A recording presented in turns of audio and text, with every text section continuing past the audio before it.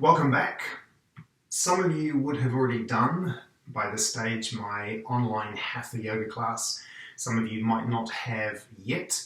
The Zoom link, remember, for that was in yesterday's module. I've also copied it into this one as well.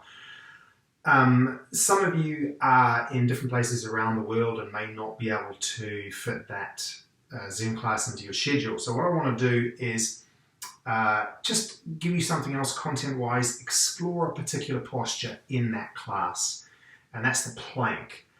I'm choosing the plank partly because we nearly always do that as part of a Hatha class, but also because it's an interesting exercise that can lead to a resistance exercise, a strengthening exercise as well. And I'm actually going to be covering that in another of these modules, so it'll be quite a nice follow-on. A plank can turn into a press-up. A press-up can turn into a bench press or a chest press done with dumbbells, barbells, and a gym. Today, I just want to have a quick look at the plank. Like I say, mainly for people who are not doing the class, but those of you who are doing the class are also welcome to explore this as well. The plank that we do in yoga is best done on the hands. There are other versions of the plank where you can rest on your elbows and your forearms, but that's quite hard to push up from there into downward facing dog, which is part of the sequence in yoga. So we're looking at the plank done on the hands. Now the plank is both a core exercise and an upper body exercise, so you have to make sure that you engage your core muscles, you squeeze the stomach muscles, you also tilt the pelvis a little bit, which helps tighten the stomach muscles and also flatten the back, so it's protecting your lower back. And yeah, let's explore that. So the first option, the plank, is being on the hands and knees.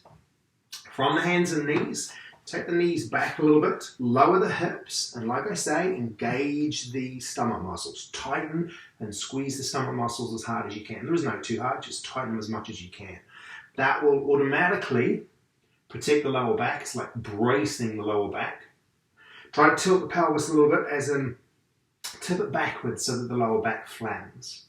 So the body is a fairly straight line from the top of the head all the way down to the knees, and this is one option. Avoid letting the shoulders drop down like so. Yeah, try and push up between the shoulder blades, make that line from shoulder blade to shoulder blade really strong. Try and tuck the toes as far as you can tuck the toes.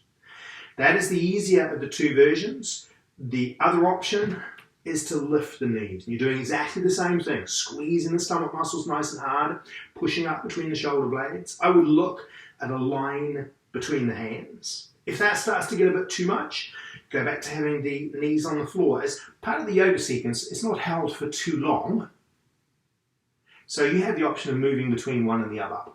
Okay? And that's the plank, either on the knees or off the knees. Okay?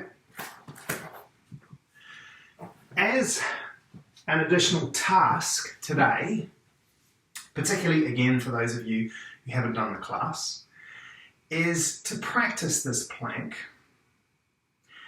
every second day. Not every day, but every second day. And time it. Have a stopwatch, either your phone or any kind of stopwatch next to you, and time it. See how long you can hold a plank for. If you're doing a half plank, you can stay on the knees all the way through that. If you'd like to do a full plank, you could time that, and then if, let's say, that the full plank starts to get a little bit too much, come down to the knees, but continue timing it. See how long you can hold it overall. Okay, that's the video for today. Best of luck with that, and I'll see you tomorrow.